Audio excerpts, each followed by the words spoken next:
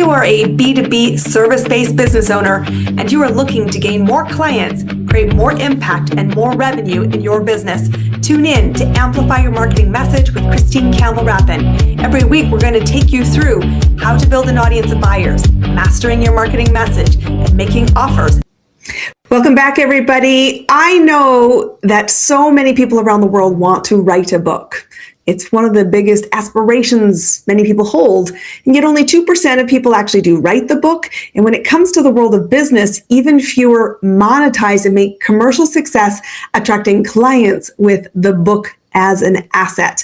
And I want you to be the exception to the rule. I want you to be an outlier and an exceptional example who wins clients predictably. And that's why I have invited our next guest into today's show to help you amplify your marketing, but to use the book as a platform to find high-paying clients. So please give a very warm welcome. We have Shauna Vanderhook with us today. Welcome to our show. Excited to have you here.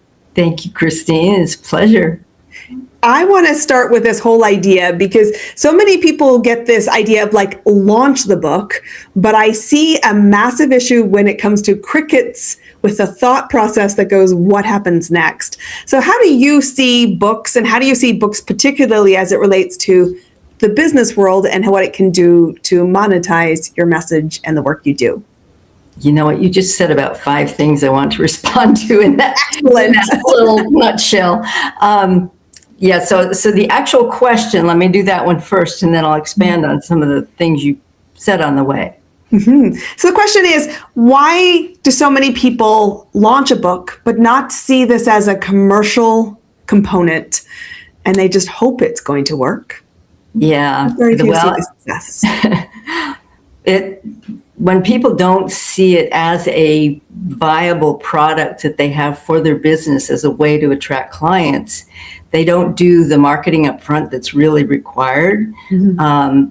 Most people, in fact, that's one reason I got into book project management, was to actually get people to see that there's a whole wide world of things that need to happen. I actually kind of teased when I first started realizing for myself, when I did my first couple of books, it's like all it's entailed. And I thought maybe I just put out a book called the 697 ways to, steps to finish your book, because there's so many details. I'm a detail person. Yeah. And so the one thing I think most people miss out on is just making sure they're getting the word out all the way through. Mm. But for it to be an asset, people have to know about it. Now, one way is to actually take it, carry your book with you, of course, everywhere you go. And in fact, multiple copies is even better, especially if you're going to a network event or anything of that nature where there's going to be multiple people you're talking to. Mm-hmm. But just even if you're going by yourself out for lunch, take your book and just set it there. So I think this is such low-hanging fruit, and it's true. A book is a product. Mm-hmm. At the end of the day, just like your course, your program, or whatever it is that you are selling as the vehicle to a result that somebody would pay for. And so you do have to think about the marketing. And I love that you talk about it's before, it's building the audience, it's after. And I know for sure one of the most common pieces of advice we were given in more advanced communities, not necessarily in the right when we first started, was, why do you not always carry 2 things? Your book and a introduction if you want to be a speaker, because if you're invited, you should be talking about your book and talking about what you do, and you should always take the moment. So I love that you think simple, because simple is so effective. Yeah, and it is. It's simply just following the steps. And it's, like I said, there's a lot of steps, which is what I help people with, but to get each piece. And you also mentioned something earlier when you were asking the question, mm-hmm. About the whole thought process. And one of the things that I am finally admitting to the world is that I'm very intuitive.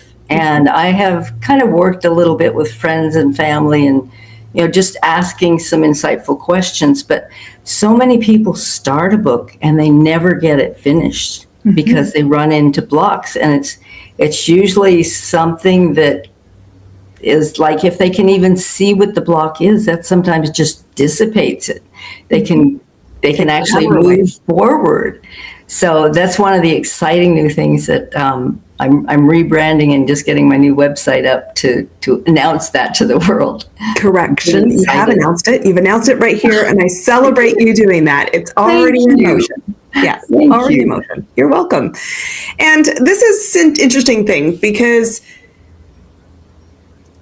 when you decide to be breaking ground, so I'm going to take an idea, I'm going to bring it to market.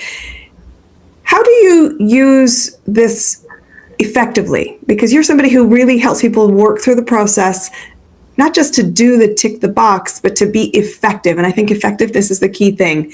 How do you think effectiveness is built? One step at a time. I'm so glad you answered that. my People mantra. are not complicated. But yeah, it's part of it's confidence, and part of it is just knowing what needs to be done. Mm-hmm. I think that's it in a nutshell.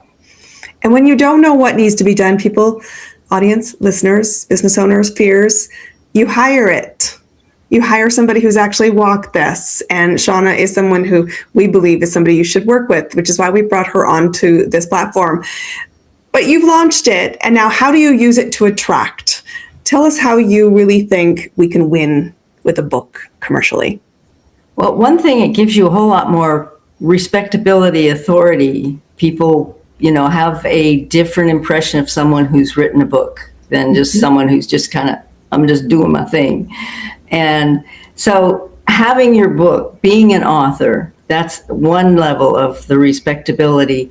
And it's something where if you're talking to someone, there might be a point in your book where it would help them. If you're a health practitioner, there might be a tidbit in there, and it's like, oh, read this chapter because it might really make a difference for you in dealing with your health. Or if it's a lawn mowing service, landscaping, it's like, oh yeah, here's some ideas for your home. It's like, it's a way to say, I know what I'm talking about because it's in print. It's so important, and you're right. And it's because it's a rare group that actually launches a book. And what I love about people who have the courageous act to not just start it, but complete it, launch it, and market it, is it's usually one of many.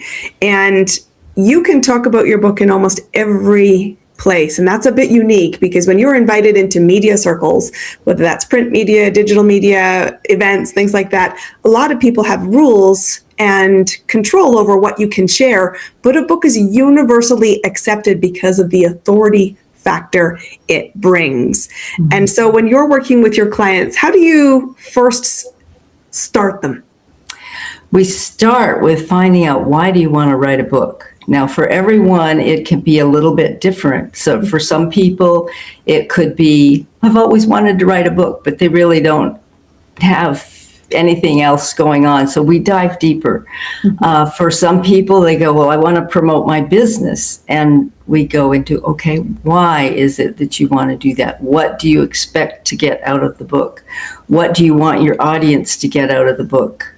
So we go into a large number of questions. In fact, I'm actually doing a writer's journal right now, and I expect to have that out probably in April. But it will have a lot of these questions queued up. So, if you're not ready to hire me, you can always go just get the journal and start answering the questions. It's important that you do start at the beginning. And what the beginning actually is, everybody, is the results you want. We always say start with the end in mind. That is actually the beginning. And it is a journey. Once you start something, I always believe in the compound effect. One conversation, one domino, one question leads to one insight. It just keeps a snowball effect. You've positioned yourself as an expert when you become an author. And we always joke, you need to sell one book to be a published author that has sales. You might not be yet the New York Best Times seller. That might not be your end goal to start with. But how do you actually use this to attract a paying client? So we've got exposure. How do we transition interest into clients? Now that's the sales question of the year, right? For many. We've talked about the first step is just getting them acquainted with the fact that you are an authority. You have the information that is going to help them with whatever their need is. So that's step one.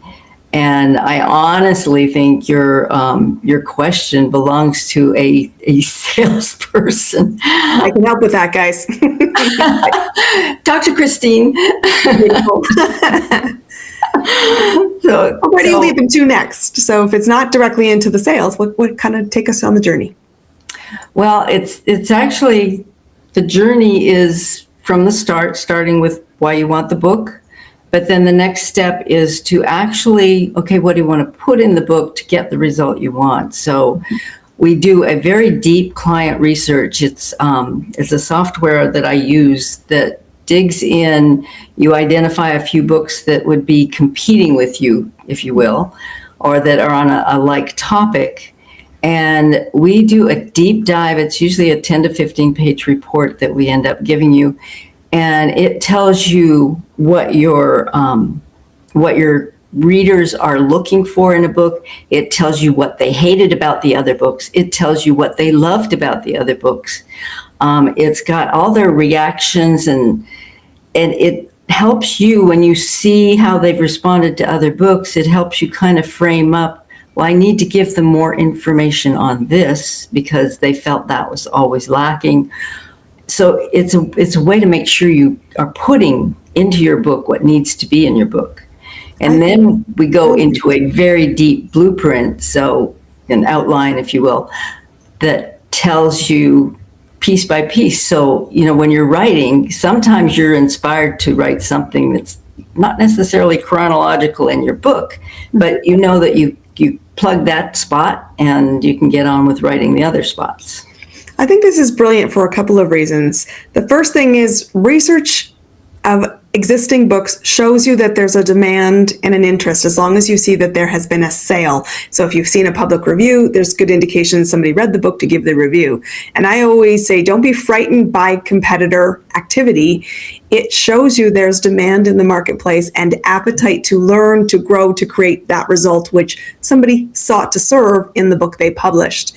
And I love that you also suggest find the gap, because it's how you can be distinct, it's how you can be bringing a unique opinion, and how your people will be served. And that's how you win and build momentum to tell me more beyond the book. How do you actually support me? And I love that you provide such a comprehensive report. This is really gold before you set off on the journey to launch a book. So congratulations, I think that's brilliant. Thank you. What do you do after you have all the research? What's the big win comes next? Once you've done that research, you might be doing other research as you're fleshing out parts of your chapter, like to find other stories that, beyond what you've experienced in your own business. You can say, people that have done this get this result. And so there's more research to be done after that. But that's what the launch is, the starting of your book, the birth. And then there's that 9 months. Like everything has a gestation. Yeah, never forget that, guys. It doesn't go instantaneous. Yeah, the period where writing the draft. Now, this is something that it's so hard for people to do, is just dump out everything, dump out your thoughts, write the first draft, because we want to make it right the first time. It's like, oh, let me correct that spelling. Oh, I could word that differently. Just get it out there. Just get it onto paper, or, or what do you call it? The virtual paper. Get it onto paper. Of some kind, or dictated if it's easier. Yeah. And it's once you get it all out there, then you come back, because I know I was working on a book once, and I got to a point where I couldn't even see it. It's like, it just felt messy. I knew everything was there, but it just felt messy. And I think one of the most valuable resources is a developmental editor. Mm-hmm. And I hired a developmental editor, and she said, oh yeah, just move this section here and do this and tweak this, and you need more information here, and you're going on too long over there. And it helped so much. It was like, just, everything just tumbled into place. This is key. You cannot see the forest for your own tree. And I love the advice you're giving, having been a best-selling author myself and 2 book projects on the horizon. It is about schedule the time, simply write, simply show up, simply think about the elements when the brain fires, and that's an intuitive piece that you say you lean into. You say, I'm going to fire on that idea today, and then have somebody who's at 50,000 feet find the pattern, because you always have a pattern and you cannot always see it, but it does really help people connect the dots. And in the same way that this developmental book editor brought that clarity to you, that's why you bring in a project manager who knows the dots, or you bring in a strategist like myself who said, I understand how we connect this to create commercial success, the marketing, the sales, and the systems, but you cannot see it for yourself. So do not start, because you cannot yet see what you don't know. And so I think this is a really great recommendation, because it'll wow you when you see somebody come back and say, here's how it actually all comes together. And you're like, yes. That's awesome. Like, I'm awesome. This is going to be fun. I can't wait to share the world my book as it gets towards the marketplace. I want to also ask you, as we lead into a question around, how do you find clients? Because we're talking about books to find clients, and you use a whole book strategy to support your business. When you look at your successful clients and those that have launched and created the momentum they sought, for you, what pattern did you see? Well, I think this is one of the reasons I'm bringing out my intuitive side, because I was really holding back on that before, and now I'm willing to share it. But one of the struggles I saw with my clients is they would go chasing rabbits, is what I call it, and so getting them back on track without bringing in this intuitive part and asking them those insightful questions. I was trying to not get too personal, and I'm getting personal now. Good. I celebrate this, because your book is a very personal representation, and you will be hired and read for your opinion. Yeah. So I'm working with them more in that capacity now, and I'm starting to see shifts. They're more lining up to actually finish the book and get it out there.